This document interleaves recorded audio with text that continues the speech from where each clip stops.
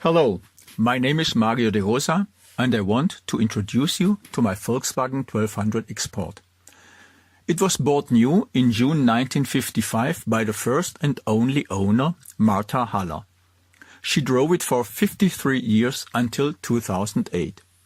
In 2010, Martha, who never was married and had no children, died at the age of 89. The car was then sold to me. It had run for 98,326 kilometers and had been properly maintained. It came with nearly complete documentation and history.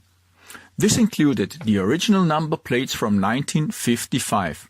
At that time, they were black with white typeface. These lost their validity in 1956 when the German government launched a new type of number plate. It was very unusual to keep the old plates, but Martha did. An interesting fact is that after buying the car, Martha passed her driving test and obtained her driving license at the age of 34 years. The Volkswagen is extremely original with matching numbers. Substantial changes were never made and the car comes with the original paint, except for the fenders and the rear engine bonnet, which was changed in the early 1960s. Other interior changes, also made in the 60s, using original Volkswagen parts, are flashing indicators, the original semaphores are still there but not functional, and the ignition switch, which was changed for one that included a steering wheel lock. This was required by the insurance companies due to a change in the law. The only welding undertaken was to a small part of the fender. The chassis is completely unwelded, which is very rare for an early Beetle.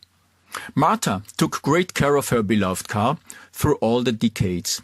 She drove it for over 53 years, and when not being driven, it was kept in a garage that was specially built for the Volkswagen in 1955. She never drove when snow was on the streets because she was afraid of the slippery surface, and she didn't use her Volkswagen in heavy rain because she didn't see well with one of her eyes.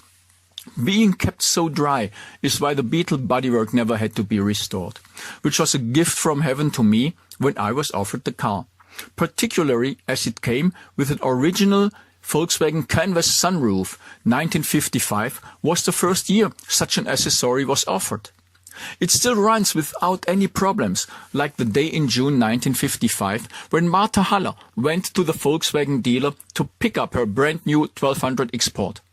I will continue to cherish it partly out of respect for Martha and because I too have fallen in love with it.